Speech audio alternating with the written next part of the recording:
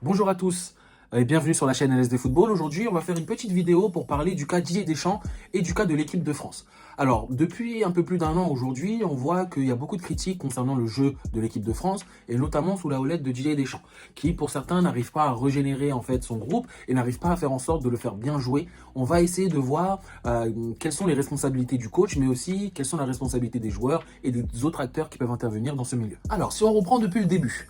Donc depuis l'Euro 2024. L'Euro 2024 est une compétition très compliquée pour la France qui a su se hisser jusqu'en demi-finale, mais ce résultat est un peu en trompe-l'œil. Effectivement, quand on part depuis la base des phases les phases de groupe, on peut voir que la France a été très médiocre dans le jeu et aussi pour pouvoir marquer des buts.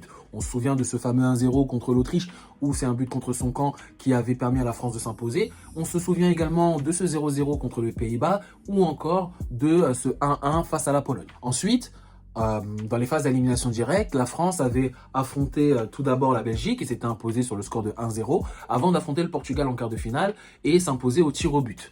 Donc pendant toute cette compétition, on a attendu une montée en puissance des joueurs, on a attendu que l'équipe arrive à mettre en place une dynamique collective, mais cela n'est jamais venu. Et on se souvient effectivement de cette défaite face à l'Espagne, où la France avait ouvert le score à la 9e minute par Kolo Muani, avant de se faire rattraper à la 21e minute par Lamine Yamal et ensuite un but de Dani Olmo.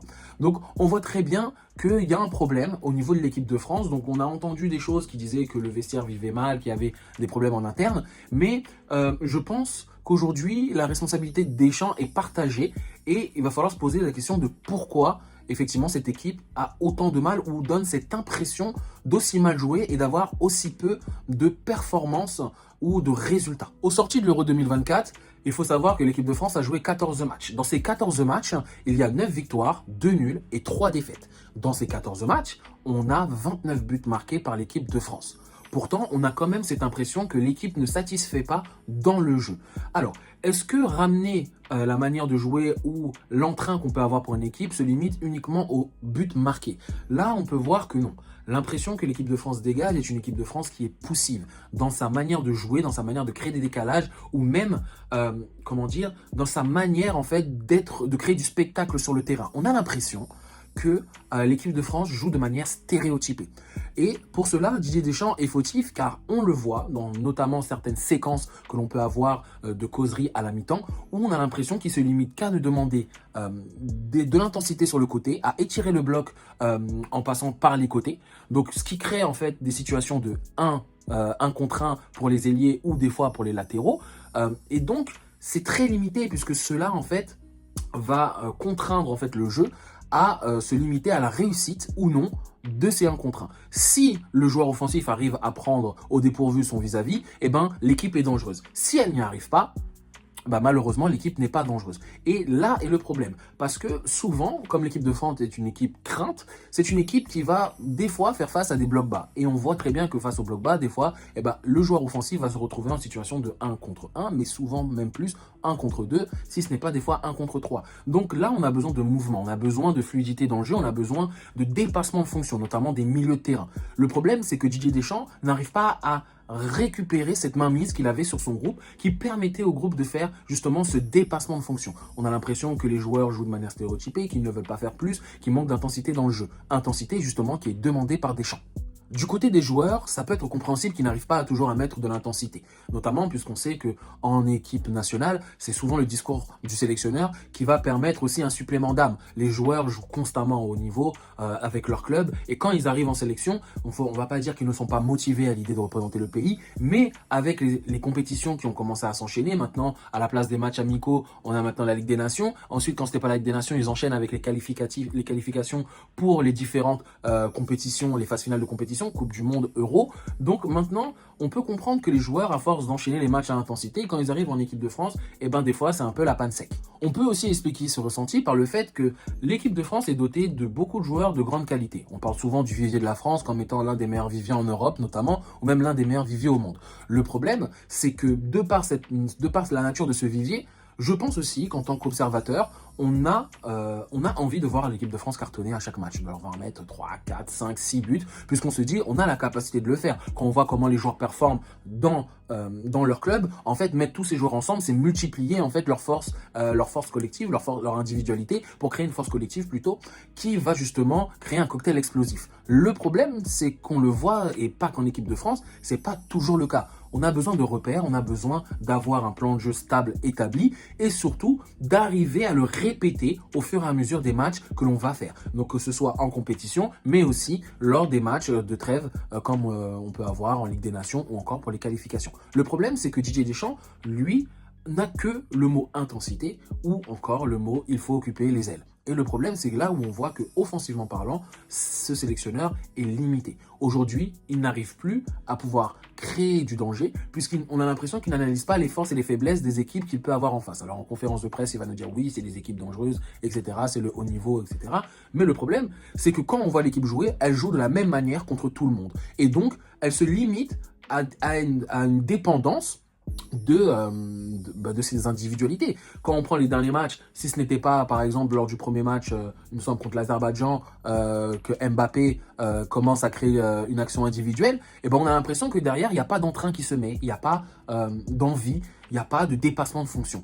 Et il est là le problème. Il est là le problème, c'est que c'est à Deschamps d'arriver à motiver son groupe pour pouvoir faire en sorte que les joueurs se dépassent sur le terrain. Néanmoins, on ne peut pas oublier que si sur le terrain il y a un manque de mouvement, un manque de dynamisme, ça reste quand même la faute des joueurs. Donc je pense que la responsabilité offensivement parlant, en tout cas pour cette équipe de France, est partagée entre le manque d'idées de Didier Deschamps pour savoir faire jouer son équipe, mais également le manque d'initiative qui peut être pris par les joueurs qui sont mis sur le terrain. Alors ça peut mettre en exergue une autre question qui est, est-ce que les choix de Didier Deschamps dans ces listes sont pertinents ? Parce qu'on peut voir que des fois, Didier Deschamps a du mal à renouveler son groupe. Il va souvent chercher les mêmes joueurs, qu'ils soient d'ailleurs bons ou pas bons avec leur club. Et en plus, on sent qu'il a du mal à faire jouer ses individualités dans les mêmes dispositions qu'en club. Et c'est là où ça pose problème. Parce que quand un joueur est bon en club, c'est souvent parce que son entraîneur en club, il n'y a pas que les automatismes, mais c'est surtout parce que son entraîneur le fait jouer sur ses points forts. Et le fait jouer sur ce qui va pouvoir apporter de meilleur à l'équipe. On a l'impression que ça n'est pas le même cas avec Didier Deschamps en équipe de France. Prenons un exemple tout simple. On a vu l'émergence de Ousmane Dembélé l'année dernière au poste de numéro 9. Mais l'animation offensive autour de Ousmane Dembélé, et majoritairement l'animation offensive du Paris Saint-Germain, n'est pas la même qu'en équipe de France. Donc quand on voit que Deschamps essaye de le faire jouer en numéro 9, bah la bonne blague, puisque les joueurs autour ne jouent pas de la même manière. Donc comment pourrait-il apporter la même chose? Comment ses points forts, qui étaient la percussion, qui était son pressing sans cesse, comment peut-il les mettre en valeur, alors que autour il a des joueurs qui ne font pas les mêmes types de mouvements. Quand, je suis désolé, moi j'aime beaucoup Mbappé. Mais le problème, c'est qu'on a un problème Mbappé depuis qu'il est devenu capitaine, où le joueur, malgré qu'il soit bon ou pas bon, est toujours présent sur le terrain. Alors des fois, c'est lui qui relève le niveau de l'équipe, mais des fois, malheureusement, il n'est pas bon. Et on ne le voit pas forcément sortir, à part s'il a une blessure. Je suis désolé, c'est un joueur qui apporte très peu de solutions dans la surface de réparation en tant que numéro 9. Et un numéro 9, normalement, se doit d'être dans la surface de réparation. Donc, soit on arrête de le faire jouer numéro 9 et dans ce cadre-là, on le remet sur le côté gauche et on se dit, ok, on va avoir un côté gauche avec un mec qui va pilonner, qui va faire des 1 contre 1 et malheureusement qui ne va pas défendre, mais soit on l'accepte, soit on ne le fait pas jouer, mais au bout d'un moment, il faut arrêter de vouloir en fait mettre Mbappé en numéro 9. Moi, ça restera mon avis tant que Mbappé n'aura pas pris la pleine mesure de ce poste, puisque même s'il marque beaucoup de buts, et c'est bien de marquer des buts, le problème c'est qu'il crée des décalages dans le jeu qui sont problématiques pour les autres joueurs. Le fait que quand un joueur arrive lancé sur le côté et qu'il peut centrer, mais il n'y a personne dans la surface, comment on fait? On peut pas. Maintenant, le problème aussi, c'est qu'on a un manque de renouvellement à ce poste. Je pense que si un Thuram est évolué au même niveau qu'il a à l'Inter en équipe de France, je pense qu'il pourrait s'installer durablement en numéro 9. Et du coup, ça permettrait aussi de revoir les exigences qu'on a envers Mbappé à ce poste. Mais pour moi, c'est un problème majeur. Un problème où on a un sélectionneur qui prend des joueurs et les fait jouer de manière différente qu'en club, sans se reposer sur les points forts et sur les aspects qui font qu'en club, ils font la différence. Alors, on peut me dire que ça fait pas tout, puisqu'on peut avoir des joueurs qui ont des rôles différents en club et en sélection. Maintenant, je pense que c'est un élément de solution, puisque comment expliquer? Je prends un parallèle par exemple avec l'Espagne. L'Espagne, c'est une équipe qui, de ses U15 jusqu'à son équipe A, joue pareil. Alors ça, c'est lié à une politique nationale. C'est peut-être l'une des seules équipes à le faire en fait en Europe. On ne retrouve pas forcément le même cas en Italie, en Allemagne ou en Angleterre, etc.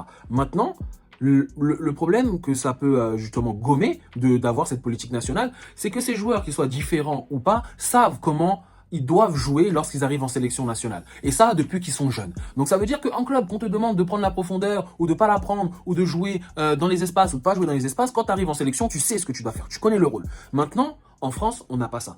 Il y a eu une période où, je me souviens, j'étais beaucoup plus jeune à l'époque, on parlait du fait que les entraîneurs, les sélectionneurs changeaient beaucoup et que ça laissait pas autant d'avoir, ça laissait pas le temps en fait d'avoir une vraie identité de jeu qui permettrait à l'équipe en fait de maximiser ses chances pour aller gagner des trophées importants.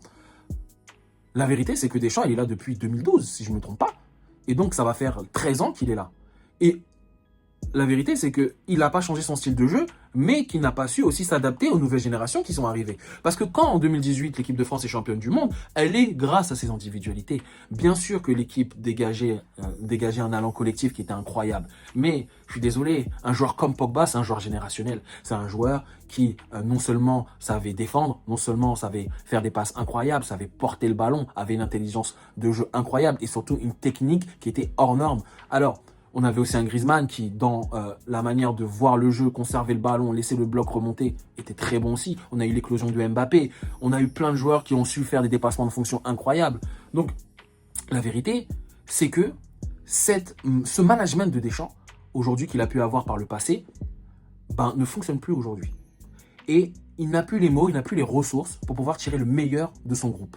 Après, je pense aussi que l'équipe de France souffre des comparaisons qui peuvent lui être faites avec, par exemple, les clubs.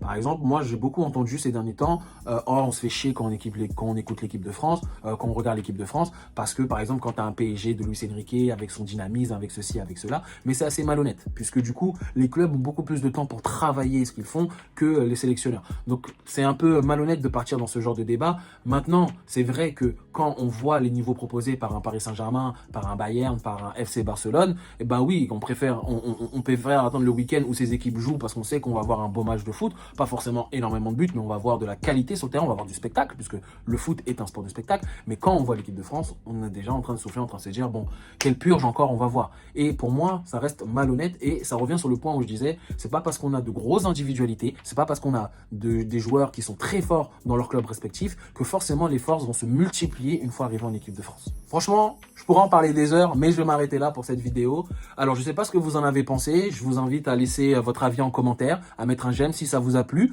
J'aime beaucoup débattre dans les commentaires. Donc, si vraiment vous avez un avis qui est totalement différent du mien, que vous voulez rajouter des choses que je n'ai pas abordées, n'hésitez pas. Donc, n'hésitez pas également à vous abonner à la chaîne. Ça me permet effectivement d'avoir plus de visibilité et ça me permet de vous proposer du contenu de qualité. Alors, c'était Tony pour LSD Football. Je vous souhaite une bonne journée. À la prochaine. Ciao.